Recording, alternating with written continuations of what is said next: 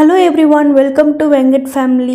இன்னைக்கு நம்ம ரொம்பவே சுவையான வாத்து கறி குழம்பு தான் செய்ய போறோம். எப்படி செய்யறதுன்னு பார்க்கலாம். அதுக்கு முன்னாடி என்னென்ன இன்கிரிடியன்ட்ஸ் தேவைன்னு வாங்க பார்க்கலாம்.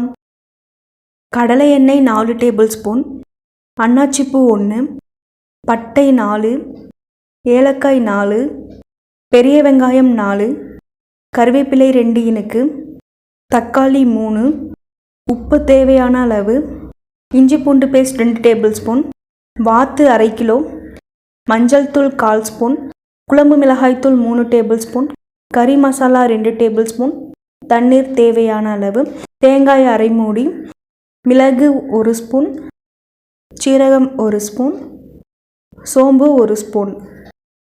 குக்கர் நல்லா ஹீட் ஆனதுக்கப்புறமா 4 டேபிள் ஸ்பூன் அளவுக்கு கடலை எண்ணெய் எடுத்துக்கிறேன்.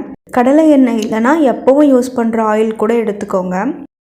அன்னாச்சி பூ 1, பட்டை 4, ஏலக்காய் 4, பொரிஞ்சதுக்கப்புறமா பெரிய வெங்காயம் 4, கறிவேப்பிலை 2 இனுக்கு.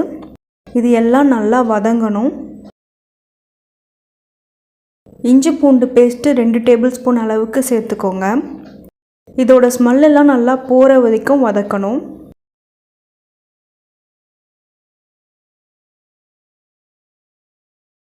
தக்காளி 3. சீக்கிரமாக வதங்கிறதுக்காக நம்ம உப்பு சேர்த்துக்கலாம்.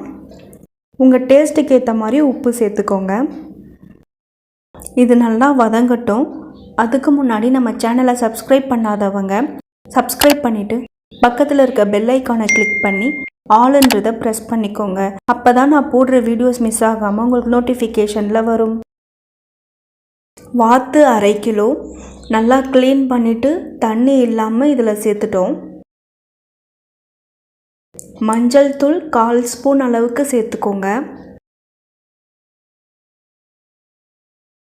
அடுத்து குழம்பு மிளகாய் தூள் 3 டேபிள் ஸ்பூன் அளவுக்கு நான் சேர்த்துக்கிறேன். உங்களுக்கு காரம் குறைவாக வேணும்னா நீங்கள் குறைவாக சேர்த்துக்கோங்க.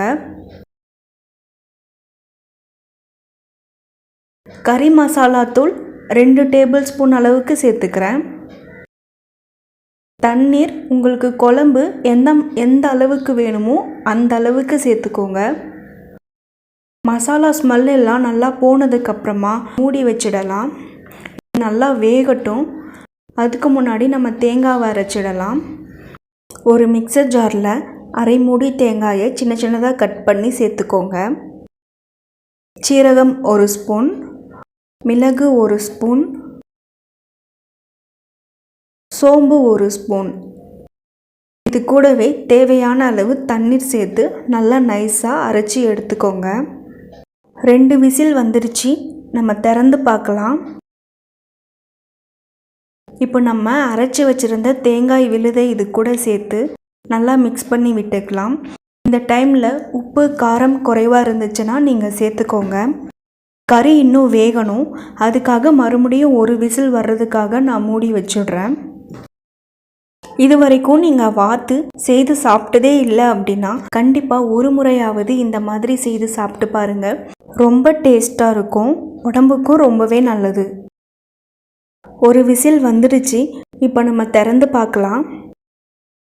எண்ணெய் நல்லா பிரிஞ்சு வந்திருக்கு. கறியும் ஓரளவுக்கு நல்லாவே வெந்திருக்கு. இப்போ நம்ம கொத்தமல்லியை தூவி விட்டோம்னா ரொம்பவே சுவையான வாத்து கறி குழம்பு ரெடி ஆயிடுச்சு. கோழிக்கறியை விட வாத்து உடம்புக்கு ரொம்பவே நல்லது. ஸோ கண்டிப்பாக ட்ரை பண்ணி பாருங்கள். ஓகே ஃப்ரெண்ட்ஸ், நம்ம நெக்ஸ்ட் வீடியோவில் பார்க்கலாம். பாய்.